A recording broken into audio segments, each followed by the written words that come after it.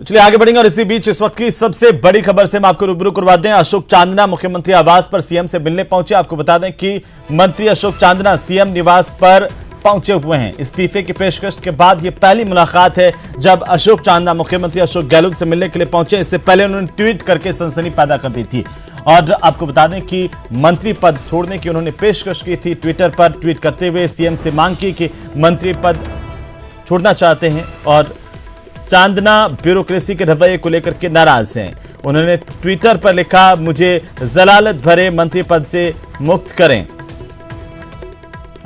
ज्यादा जानकारी के साथ हमारे सहयोगी दिनेश शर्मा जयपुर से फोन लाइन पर जुड़ चुके हैं। दिनेश, क्या अपडेट है पूरे मामले को लेकर के?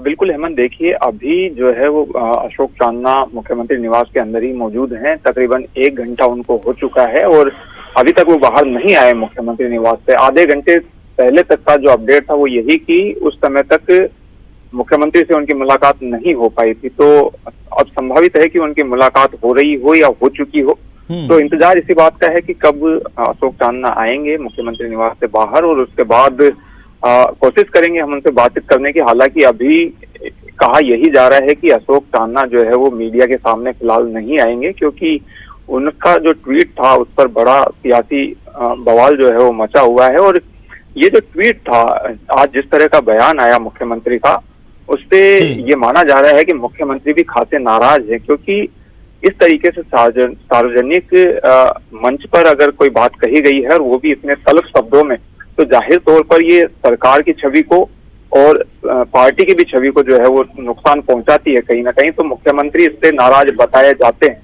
तो अब जो है वो इंतजार इसी बात का है कि अशोक चांदना आए तो हम कोशिश करेंगे उनसे बातचीत करने की कि आखिर वो क्या परिस्थितियां रही होंगी जिसमें उन्हें इस तरह का ट्वीट करना पड़ा, क्योंकि वो खुद मंत्रिपरिषद का हिस्सा है और उन्हें किस तरीके से सार्वजनिक प्लेटफॉर्म पर आकर अपनी बात कहनी पड़ी। तो आखिर क्यों ऐसी परिस्थितियां बनी, ये जो है खुद अशोक चांदना ही बेहतर बता सकते हैं, क्योंकि इसमें अलग अलग तरह की बातें निकल कर आ रही है। कई तरह के कयास हैं, कई तरह की अटकलें हैं, लेकिन सच्चाई क्या है वो खुद अशोक चांदना ही बता सकते हैं। कई लोग कह रहे हैं कि ये विवाद जो है वो खेल परिषद से जुड़ा हुआ विवाद है, कोई ऐसे RSLDC से जुड़ा हुआ विवाद बता रहे हैं, क्योंकि ये महकमे जो है वो अशोक चांदना के पास है। तो अब जो है अशोक चांदना ही हकीकत जानते हैं कि आखिर उन्हें इस स्तर पर क्यों जाना पड़ा, इस तरह के तल्ख शब्दों का क्यों इस्तेमाल करना पड़ा। तो फिलहाल जब अशोक चांदना आएंगे बाहर तो उनसे एक बार बात करने की कोशिश की जाएगी। लेकिन इससे पहले अगर हम देखें दिनेश, तो मुख्यमंत्री ने जब मीडिया से बात की और इस पूरे मामले को लेकर के उनसे सवाल पूछा गया तो सीएम ने कहा कि लगता है कि दबाव में आकर के ये कमेंट किया। क्या माना जाए, क्या मुख्यमंत्री अब पूरी स्थितियों को डैमेज कंट्रोल करने की कोशिश के तौर पर इसे देखा जाना चाहिए? देखिए, मुख्यमंत्री का आज का जो बयान था वो एक तरीके से तंज के रूप में उसे देखा जाना चाहिए, क्योंकि जिस तरह से अशोक चांदना ने अपनी बात रखी उससे लगता है कि मुख्यमंत्री नाराज है और उन्होंने अशोक चांदना पर एक तरीके से ये तंज करता है कि शायद वो प्रेशर नहीं झेल पा रहे हैं जो विभाग में है, क्योंकि बड़े आयोजन हुए हैं और हो सकता है कि वो दबाव वो नहीं झेल पा रहे हो, टेंशन में हो और इस तरीके से उन्हें इस तरह की बात कहनी पड़ी हो। लेकिन उस समय तक मुख्यमंत्री की बात नहीं हुई थी अशोक चांदना से, जैसा उन्होंने खुद कहा। बिल्कुल। अब लेकिन एक बात जरूर है कि जो कांग्रेस पार्टी के भीतर उठ रहे बागी तेवर हैं उनको हवा जरूर मिली है अशोक चांदना के ट्वीट के बाद। देखना होगा दिनेश के आगे आखिरकार क्या बातचीत हो पाती है, क्या सीएम अशोक गहलोत मना पाते हैं चांदना को जिससे आगे इस तरह के ट्वीट नहीं आए। बहरहाल बहुत शुक्रिया हमारे साथ जुड़ने के लिए, तमाम जानकारी के लिए लगातार नजर बनाए रखिए, अपडेट हम आपसे लेते रहेंगे। चलिए आगे बढ़ेंगे और इसी बीच राजधानी जयपुर से बड़ी खबर हम आपको बता दें। जयपुर में अगवा युवक को पुलिस ने मुक्त करवा लिया है। बड़ी जानकारी है इस वक्त की। बाइक सवार बदमाशों ने इस युवक का अपहरण किया था। सूचना के आधार पर पुलिस ने नाकाबंदी करवाई और उसके बाद तुरंत में तमाम टीमें तैयार की गई। आखिरकार पुलिस को एक सफलता यहां पर मिली है। युवक को दांतली गांव की पहाड़ी पर बदमाश ले गए थे, यहां से रामनगरिया पुलिस ने पीछा किया और अगवा युवक को मुक्त करवाया है। 8 बदमाशों को रामनगरिया पुलिस ने हिरासत में लिया है। सबसे बड़ी खबर है इस वक्त की न्यूज़ 18 राजस्थान पर। सबसे पहले जयपुर में अगवा युवक को मुक्त करवा लिया, जयपुर पुलिस को बड़ी कामयाबी। हालांकि उसकी थोड़ी बहुत चोटें आई हैं मारपीट करने की वजह से, और 8 लोगों को हमने वहाँ से 4 तो वो जो उसको पकड़े हुए थे उस टाइम पे, फिर बाद में हमने एक सर्च ऑपरेशन चलाया वहाँ। तो सर्च ऑपरेशन में ग्रामीणों के सहयोग से और पूरे ज़ाब्ते के उससे 4 लड़के हमको पहाड़ी क्षेत्र में वहाँ अंदर की तरफ मिले, जिन्हें हमने डिटेन कर लिया है। ज्यादा जानकारी के साथ सहयोगी विष्णु फोन लाइन पर मौजूद है। विष्णु, क्या जानकारी पुलिस ने बहुत ही कम समय में जैसे ही जानकारी मिली, एक बड़ी सफलता पुलिस को मिली है? देखिए, ये जो मामला है ये जयपुर में खोनागोली इलाके का है, जहां पर कुछ बदमाशों ने, बाइक सवार बदमाशों ने सूरज हरिजन नाम के व्यक्ति का अपहरण किया और अपहरण की वजह ये आपसी रंजिश मानी जा रही है। उसके बाद में जो बदमाश थे उसको उठा करके ले गए अपनी बाइकों से और वहीं पर बताया जा रहा है कि एक पुलिया से उसको फेंकने की कोशिश भी की थी, लेकिन स्थानीय लोगों ने जब देखा तो देखने के बाद जो लोग हैं, ये बदमाश थे, ये सूरज हरिजन को लेकर के वहां से भाग गए। उसके बाद स्थानीय लोगों ने रामनगरी थाना पुलिस को सूचना दी, जिसके बाद रामनगरी थाना प्रभारी ने अपने जाब्ते के साथ में बदमाशों का पीछा किया और आखिरकार जब बदमाश थे ये अपहृत युवक को लेकर के दांतली एक गांव पहुंचे, जहां पर पहाड़ी पे चढ़ करके और वहीं पर इन्होंने डेरा जमा दिया। वहीं पर पुलिस ने नाकाबंदी करके घेराबंदी की और वहीं पर खोनागोली थाना पुलिस, रामनगरिया पुलिस ने मिलकर के जो अपहृत युवक सूरज हरिजन उसको छुड़वाया और वहीं पर मौके से 8 लोगों को दबोचा और जिन्हें मुकदमा दर्ज करके गिरफ्तार कर लिया गया है। जी बिल्कुल। विष्णु, अब पुलिस का क्या कहना है, कौन ये इस गैंग में शामिल है? 8 लोग जिनकी गिरफ्तारी हुई है, कहां से ये लोग, इसकी कोई जानकारी मिल पाई है? देखिए, ये सब जो है आसपास के गांव के रहने वाले लोग, और बताया जा रहा है कि उनके बीच में कोई आपसी में रंजिश चल रही थी। सूरज हरिजन जिसका अपहरण हुआ उसकी और जो जिसको अपहरण करने वाली गैंग है, इनके बीच आपस में इनके बीच में अनबन चल रही थी, जिसका लिहाजा आज इसका उठाया गया और उठाने के बाद में वे लोग भागने के लिए, मारने की कोशिश। बहुत शुक्रिया तमाम जानकारी के लिए और लगातार अपडेट हम आपसे लेते रहेंगे। युवक को दांतली गांव तक लेकर के गए पुलिस को एक बड़ी कामयाबी, पुलिस ने 8 लोगों की गिरफ्तारी की है।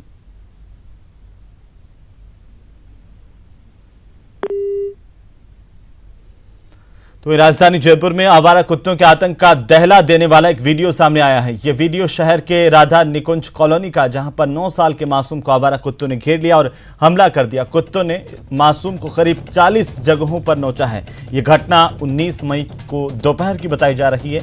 जानकारी के अनुसार राधा निकुंज कॉलोनी में रहने वाले जितेंद्र मिश्रा का 9 साल का बेटा दक्ष 19 मई को स्कूल से घर आने के बाद घर के बाहर खेल रहा था। तभी कॉलोनी में मौजूद 5 आवारा कुत्तों ने अचानक 9 साल के दक्ष को घेर लिया, चारों तरफ से उस पर हमला बोला। कुत्तों ने दक्ष के शरीर को 40 से भी ज्यादा जगहों से नोचा है। कॉलोनी के बच्चे चीख पुकार की आवाज सुनकर के वहां पर पहुंचे और इस दौरान स्कूटी पर सवार 2 महिलाएं वहां पर रुकी, जिन्होंने दक्ष को खूंखार कुत्तों के चुंगल से छुड़ाया। नौकरी पर गए उसके माता पिता को इस बात की सूचना दी गई। इसके बाद गंभीर हालत में दक्ष को नजदीक के एक निजी अस्पताल में दाखिल करवाया गया। गुरुवार को ही दक्ष को अस्पताल से छुट्टी मिली है। इसे घर लाया गया है और अभी भी उसके घाव पूरी तरह से नहीं भरे हैं।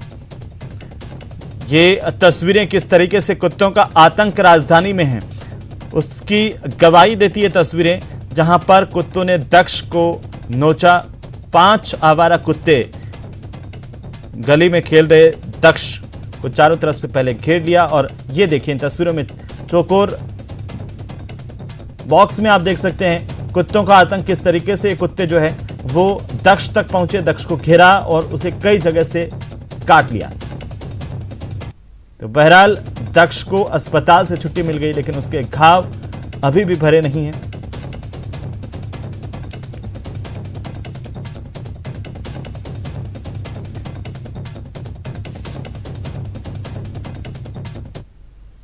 तो वहीं भीलवाड़ा में आदर्श तापड़िया हत्याकांड और बीजेपी की महिला नेता की गिरफ्तारी के विरोध में बीजेपी के बंद का व्यापक असर यहां पर देखने को मिला। इस दौरान बड़ी संख्या में बीजेपी के लोग और जिलाध्यक्ष लादूलाल तेली और भीलवाड़ा शहर विधायक विठल शंकर अवस्थी के नेतृत्व में सूचना केंद्र पहुंचे, जमकर नारेबाजी की, विरोध प्रदर्शन किया। इस दौरान मीडिया से बात करते हुए विठल शंकर अवस्थी ने आरोप लगाए हैं कि पुलिस दमनकारी नीति अपना रही है। वहीं पार्टी के जिलाध्यक्ष लादूलाल तेली ने कहा है कि भीलवाड़ा बंद पूरी तरह से सफल रहा है, लेकिन जानबूझकर पुलिस ने कार्यकर्ताओं के साथ जबरदस्ती की, कार्यकर्ताओं को गिरफ्तार किया। पूरे मामले में एसपी आदर्श सिद्धू ने कहा है कि वीडियो के आधार पर गिरफ्तारी की गई है। उन्होंने लोगों से अपील की है कि अफवाहों पर ध्यान ना दें। तो बंद का व्यापक असर आज भीलवाड़ा में देखने को मिला। हिंदुवादी संगठनों और भारतीय जनता पार्टी की ओर से बंद बुलाया गया था। जनता का आभार व्यक्त करता हूं कि उन्होंने इतना समर्थन दिया है। आज मैं उनको कोटि कोटि प्रणाम करता हूं, सब व्यापारी संगठनों को, सारी जनता को। लेकिन प्रशासन हमेशा से जिस तरह से रवैया चला आ रहा है उसी तरह से भड़काने का प्रयास किया। एक भी ऐसी घटना नहीं हुई कि किसी ने जबरदस्ती बंद करने के लिए कहा हो दुकानदार को। लेकिन प्रशासन ने जानबूझकर लाठीचार्ज किया है। जिस तरह से प्रशासन बर्बरता कर रहा है और इस आंदोलन को कुचलने का प्रयास कर रहा है, शांतिपूर्ण तरीके से बंद करा रहे कार्यकर्ताओं को जिस तरह से उनके साथ लाठीचार्ज करना, मारपीट करना, गिरफ्तार करना, डराना धमकाना, ये सब बर्दाश्त नहीं किया जाएगा। एक वक्ता ने आके कुछ ऐसी टिप्पणियां करी जो कि कानून के खिलाफ थी। जो संबंधित सेक्शंस थे उसमें ऑफेंस दर्ज किया गया, एफआईआर दर्ज की गई, लीगल ओपिनियन लिए गए, वीडियो फाइल पे लिए गए और उनके खिलाफ आज उनकी गिरफ्तारी की गई है। भरतपुर में नगर निगम दफ्तर के सामने बीजेपी कार्यकर्ताओं की ओर से निगम में चल रहे भ्रष्टाचार के खिलाफ प्रदर्शन किया गया। इस प्रदर्शन में भारतीय जनता पार्टी के जिला प्रमुख जगत सिंह के साथ साथ बड़ी संख्या में बीजेपी के नेता और कार्यकर्ताओं के साथ सांसद रंजीता कोली भी मौजूद रहीं। प्रदर्शन कर रहे बीजेपी नेताओं का कहना है कि नगर निगम निजी कंपनी को सफाई का ठेका देकर अपनी जेब भरना चाहता है। इस दौरान जिला प्रमुख जगत सिंह ने सीएम अशोक गहलोत को लेकर के एक विवादित बयान भी दे डाला। भाई साहब, डॉक्टर साहब ने कांग्रेस सरकार मुर्दाबाद, अपने उद्बोधन में।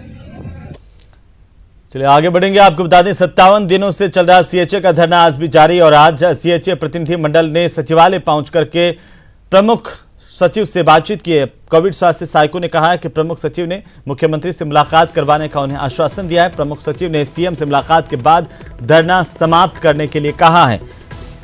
तो लगातार सीएचए अपनी मांगों को लेकर के प्रदर्शन कर रहे हैं और संविदा कैडर में शामिल करने की सीएचए की मांग कोविड स्वास्थ्य सहायकों की ओर से लंबे समय से आंदोलन के बाद आज एक बार फिर से प्रतिनिधि मंडल सचिवालय पहुंचा था, जहां पर सीएमओ में प्रमुख सचिव से मुलाकात हुई और प्रमुख सचिव ने यह आश्वासन दिया है कि उनकी मुलाकात मुख्यमंत्री अशोक गहलोत से करवाई जाएगी। ज्यादा जानकारी के साथ सहयोगी सौरभ डीएसपी फोन लाइन पर है। सौरभ, एक बार फिर से मुलाकात तो हुई है, क्या जानकारी है सीएचए और सरकार के बीच मुलाकात के बाद? जी बिल्कुल, देखिए 2 दिन पहले हनुमान बेनीवाल ने प्रमुख सचिव से कोविड स्वास्थ्य सहायकों की मांगों को लेकर वार्ता की थी और उसके बाद प्रमुख सचिव ने कोविड स्वास्थ्य सहायकों को मुलाकात का समय जो दिया था। आज दोपहर में जो है वो कोविड स्वास्थ्य सहायकों की प्रमुख सचिव वित्त अखिल अरोड़ा से मुलाकात जो है वो हुई है और इस मुलाकात में प्रमुख सचिव ने भरोसा दिलाया कि इनकी मांगों को लेकर जो है वो कार्रवाई चल रही है। हालांकि उन्होंने ये नहीं बताया कि किस प्रकार की कार्रवाई चल रही है और उनकी किन मांगों को जो है वो पूरा किया जा रहा है, लेकिन उन्होंने भरोसा दिलाया कि वो कोविड स्वास्थ्य सहायकों की मुलाकात जो है वो मुख्यमंत्री से करा सकते हैं और मुख्यमंत्री की मुलाकात के बाद कोविड स्वास्थ्य सहायकों को धरना जो है वो समाप्त करना होगा। ये बात प्रमुख सचिव ने कही है, जिसके बाद कोविड स्वास्थ्य सहायक जो है वो आपस में विचार विमर्श कर रहे हैं कि किस प्रकार से इस जो भरोसा दिलाया गया है उस पर जो है वो आगे बढ़ा जाए। कोविड स्वास्थ्य सहायकों को सुबह 11 बजे तक का वक्त दिया गया है कि वे आपस में चर्चा कर लें कि मुख्यमंत्री से मुलाकात करने के बाद उन्हें धरना जो है वो समाप्त करना होगा। ये प्रमुख सचिव ने कोविड स्वास्थ्य सहायकों को कहा है। अब जो है वो कोविड स्वास्थ्य सहायकों को तय करना है कि अब वो किस तरफ जो है वो आगे बढ़ते हैं। क्या मुलाकात जो है वो मुख्यमंत्री से की जाती है या फिर आंदोलन जो है वो जारी रखा जाता है। जी बिल्कुल सौरभ, चलिए बहुत शुक्रिया तमाम जानकारी के लिए और लगातार हम नजर बनाए हुए हैं कोविड स्वास्थ्य सहायकों के प्रदर्शन को लेकर के अपडेट हम आपसे लेते रहेंगे। तो आखिरकार उम्मीद जरूर जगी है कि अब जिस तरीके से बातचीत का दौर शुरू हुआ है कोई न कोई रास्ता जरूर निकलेगा। तो वहीं दौसा के मानपुर थाना इलाके के राणापाड़ा गांव के योगी ढाणी में करीब 5 साल से बंद रास्ते को प्रशासन और पुलिस ने गुरुवार को चबूतरा तोड़ करके खुलवा दिया। इस दौरान अतिक्रमणकारियों ने कार्रवाई का विरोध किया, जिन्हें पुलिस ने लाठीचार्ज कर खदेड़ दिया। पुलिस ने एक महिला समेत 4 लोगों को शांति भंग के आरोप में गिरफ्तार भी किया है। पुलिस ने बताया कि ढाणी के आम रास्ते को कुछ लोगों ने चबूतरा और अन्य चीजें बना करके 5 साल से बंद कर रखा था, जिसकी पीड़ित पक्ष ने शिकायत की थी, जिसके बाद यह कार्रवाई की गई। तो अतिक्रमण पर पीला पंजा चला है। पुलिस ने इस दौरान उत्पात मचा रहे कुछ ग्रामीणों पर हल्का बल प्रयोग भी किया, उन्हें वहां से खदेड़ा। एक आम रास्ते को अतिक्रमण करके इन्होंने बंद कर रखा था, जिस पर आखिर कार्रवाई की गई और इस रास्ते को खुलवाया गया। पुलिस की मौजूदगी में यह कार्रवाई की गई। जानकारी के अनुसार करीब 5 सालों से रास्ता बंद पड़ा था। दौसा के मानपुर थाना इलाके के राणापड़ा गांव की तस्वीरें आपकी टीवी स्क्रीन पर। योगी ढाणी का मामला है, जहां पर ढाणी का जो आम रास्ता था उसको बंद कर दिया था। कुछ लोगों ने दबंगई करते हुए आखिरकार उस रास्ते को खुलवा दिया गया।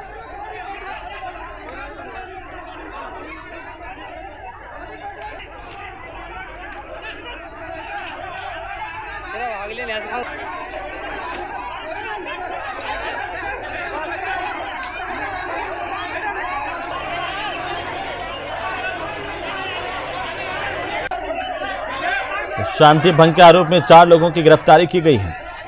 इस पूरे मामले को लेकर के पुलिस को हल्का बल प्रयोग भी करना पड़ा। वहां पर कुछ लोगों ने इसका विरोध किया, जिस पर पुलिस ने कार्रवाई की और लोगों को वहां से खदेड़ा। करीब 5 सालों से रास्ता बंद था।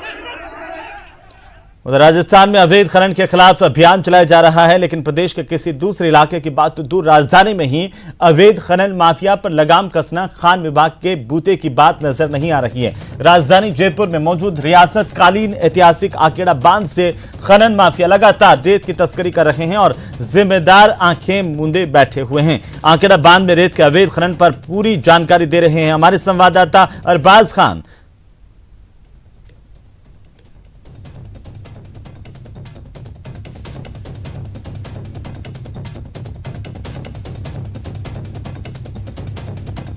सबसे बड़ा सवाल आखिरकार इस तरह से लगाम कब लगेगी? अवैध खनन को लेकर के जिम्मेदार इस पर कार्रवाई क्यों नहीं कर रहे हैं? मौके पर पहुंचे सहयोगी अरबाज अहमद ने तस्वीरों को देखा, लोगों से बातचीत की।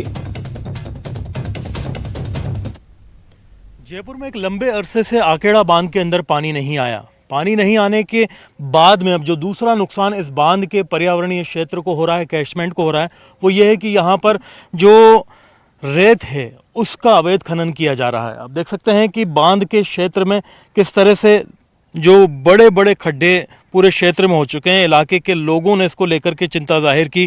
50 लोग इकट्ठे होते हैं, प्रशासन के पास जाते हैं, शिकायतें करते हैं, उसके बाद में कहीं जाकर के प्रशासन जो है हरकत में आता है। लेकिन पिछले कई वर्षों से लगातार इसी तरह की हरकतें जारी हैं। आप देख सकते हैं कि बड़े बड़े जो यहाँ पर रेत के डूंगर हुआ करते थे वो गायब हो चुके हैं और लगातार यहाँ से हज़ारों की तादाद में ट्रक से लेकर के ट्रॉलियाँ जो रेत की हैं वो निकाली जाती रही हैं। आप यहाँ पर कहाँ रहते हैं, क्या पूरा मामला है, किस तरह से ये चीज़ चली आ रही? उसके बाद में 2021 के अंदर फिर ये ग्रामेश्वर नाम का जो डंपर वगैरह ये रात को दिन में खूब हमने कोशिश भी की रोकने की, पर साहब फिर हमारी कलेक्टर साहब ने बढ़िया सुनी। कलेक्टर साहब ने दोनों थानों को अवगत भी कराया, खींच के पाबंद भी किया उनको। जी साहब। उसके बाद में लोगों ने उस कहावत को चरितार्थ किया है कि जिंदा हाथी लाख का और मरा 1.25 लाख का। जब एनक्रोचमेंट के बाद में, कब्जों के बाद में नदियों ने पानी लाना बंद कर दिया इस बांध में, तो उसके बाद में बांध सूखता गया और सूखे हुए बांध को भी लोगों ने लूटने में कोई कसर नहीं छोड़ी। रेत के खनन के खिलाफ अभियान चलते हैं, उस अभियान में थोड़ा बहुत अंकुश लगता था या उसके बाद में फिर चोरी छुपे शुरू हो जाता? वो तो वही चोरी छुपे वापस ही वैसा का वैसा ही हो जाता था। तो किसानों ने खेती कर रहे हैं इसलिए थोड़ा सा बच रही है, इस इलाके को रोक के रखा है। जी जी, पूरा ही चला जाता उसके अंदर। हाँ, पूरा चला जाता। तो इस बात की गहराई को समझ पाएंगे कि ये आप जब चलते चलते आते हैं अचानक से बड़े खड्डे यहाँ पर देखने को मिलते हैं जिसमें से पूरी तरह से रेत गायब होती है, क्योंकि अंधेरों में रात में यहाँ रोड नहीं है, लेकिन बांध के इस पेटे के अंदर आप देखिए कि रेत पूरी तरह से गायब होती जा रही है। कुछ लोग जो यहाँ पर खेती करते हैं उनका कहना है कि हमने खेती के ज़रिए इसको रोका है, रोकने की कोशिश की है और जो माइनिंग के खिलाफ यहाँ पर शिकायत दी गई कलेक्टर को, उसके बाद में कुछ कार्रवाई हुई है, लेकिन जो सैकड़ों हज़ारों ट्रक है लगातार यहाँ से रेत को निकाल रहे हैं और पर्यावरण को नुकसान पहुँचा रहे हैं। उम्मीद की जानी चाहिए जो जिम्मेदार विभाग हैं इन तमाम चीज़ों को देखेंगे, देखने के बाद में संज्ञान लेंगे और जो कार्रवाई है, जिस अभियान की वो बात करते हैं, इस तरह के स्थानों पर जो कि राजधानी जयपुर के अंदर मौजूद हैं वहाँ पर अमल में लाएंगे कार्रवाई और यहाँ पर अवैध खनन को सच्चाई में रोकेंगे। कैमरा पर्सन यासीन के साथ में अरबाज अहमद, न्यूज़ 18 के लिए जयपुर से। तो वहीं सवाई माधोपुर में एसीबी ने 40,000 रुपए की रिश्वत लेते हुए बिजली विभाग के लाइनमैन नासाराम मीना और एएन महेश सैनी को रंगे हाथों गिरफ्तार किया है और बड़ी कार्रवाई की है। जानकारी के अनुसार आवासन मंडल रोड पर परिवादी पवन शर्मा अपने मकान के रैंप के बीच से विद्युत पोल को शिफ्ट करवाना चाहता था, जिस पर उसने बिजली विभाग के अधिकारियों से बातचीत की, जिसके बाद लाइनमैन ने परिवादी से 40,000 रुपए की रिश्वत की राशि की मांग की। इस पर परिवादी ने एसीबी से इसकी शिकायत की और रिश्वत लेते एसीबी ने आरोपी को पकड़ लिया। बड़ी कार्रवाई एसीबी की ओर से की गई है।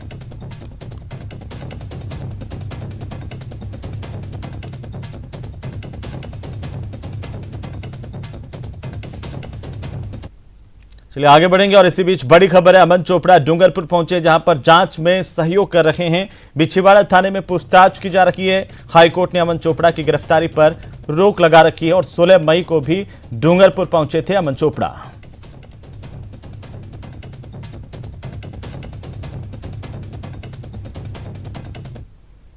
सभी चाहते हैं कि अपने सपनों का घर हो, इसके लिए आपको कुछ बातों को ध्यान में रखना बेहद जरूरी है। आइए जानते हैं ऐसी कौन सी बातें हैं जिनको ध्यान में रखना जरूरी है।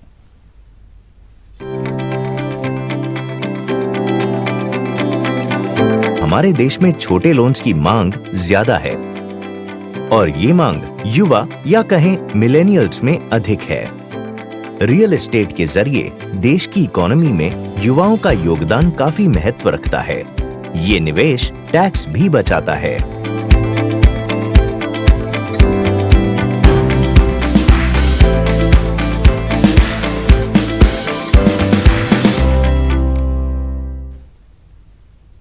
और इसी के साथ ही बुलेटिन फिलहाल इतना ही। नमस्कार।